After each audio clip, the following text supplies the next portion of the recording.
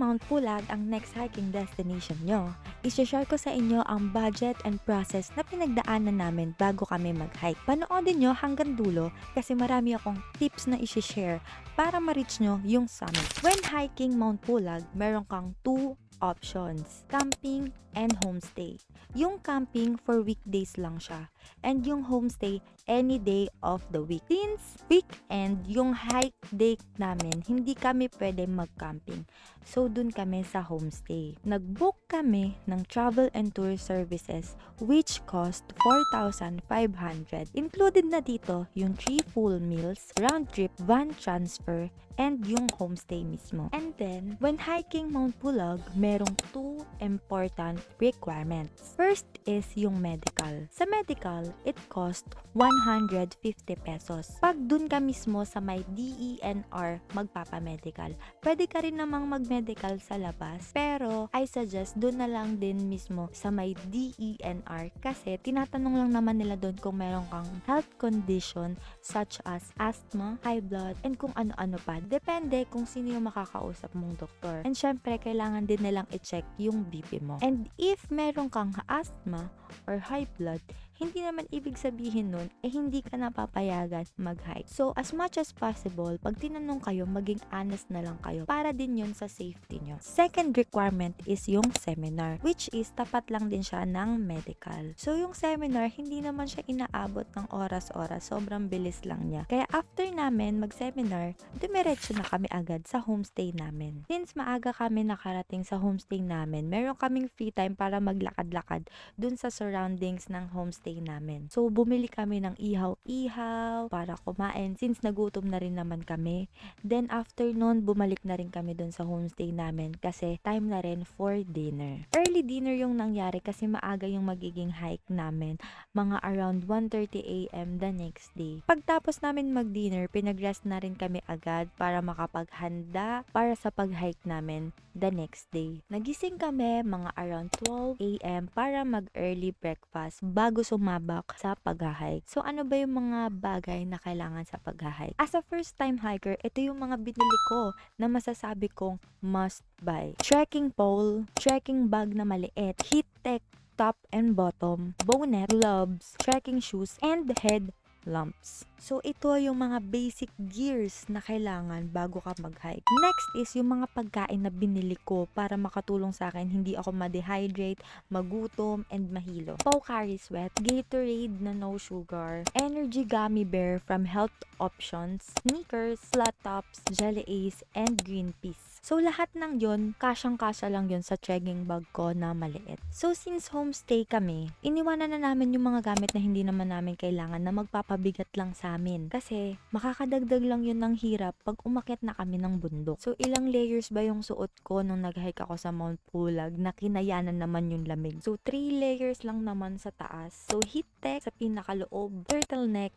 and then puffer jacket. Then, sa bottom ko naman, heat tech ulit sa pinakaloob. Then, jogging pants, tapos pants na maluwag. Tips ko sa inyo na yung mga susuotin nyo sa bottom part, yung mga malalambot and stretchable, wag yung mga pants na denim para hindi kayo mahirapan pag mga paahon na part na kasi kailangan talagang ma-stretch yung mga legs ninyo. So, bago ko i-share yung experience and expectation sa pag-hike ng Mount Pulag, meron kaming mga station na dinaanan bago makarating sa summit. Ranger Station, Cabal Station, Camp 1, Camp 2, Peak, then Summit. So, from Ranger Station to Habal Station, hindi ganun kahirap yung lakad since wala pa namang kailangan akyatin, wala pa namang mga paahon, hindi mo pa mararamdaman yung sobrang pagod, pero mararamdaman mo yung pagnipis ng hangin na para bang mabilis kang hingalin. Flat surface pa lang yung lalakarin nyo na, pero mararamdaman nyo na yung bilis ng hingal. Next is Habal Station, papuntang Cap 1. So, dito, i-expect nyo na grabe.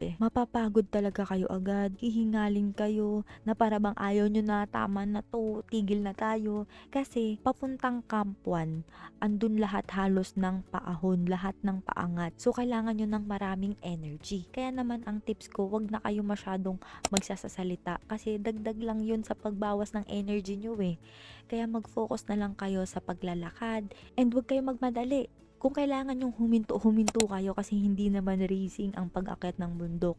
So, take your time lang kasi hindi naman kayo maiiwanan. So, yung Habal Station to Camp 1 na yun, mga around 1 to 2 hours yung duration ng paglalakad doon. So, after nyo naman ng Camp 1, from Camp 1 to Camp 2, medyo mas matagal yung duration nun. Mga 2 to 3 hours, depende yon sa pacing mo. Ang kinagandahan naman ng Camp 1 to Camp 2, wala na masyadong paahon. Kaya hindi na kayo ganong mahihirapan sa paglalakad. And mas maintain nyo na yung energy nyo kasi mas marami ng flat surface doon. So pagkarating nyo naman ng Camp 2, from Camp 2 to Peak 2, mas madali na rin yung trail niya kasi mas minimal na yung mga paahon. Yung dadaanan na namin is hindi na bundok-bundok, open space na siya, grassland na siya. So, mararamdaman nyo yung lamig, lalo na pag mahangin, lalo na pag hindi maganda yung panahon. So, buti na lang sa end namin maganda yung panahon, sakto lang yung lamig, kayang-kaya ng mga katawan namin. Since maraming tao, meron sa aming inassign na peak, which is peak 2. So, dun kami magsa-sunrise. After nun, pupunta pa rin naman kami ng summit. So, ito na nga yung recommendation ko sa inyo in suggestion. Mas maganda talaga na weekdays kasi tingnan mo, pupunta pa kami ng peak 2 bago kami pumunta ng summit.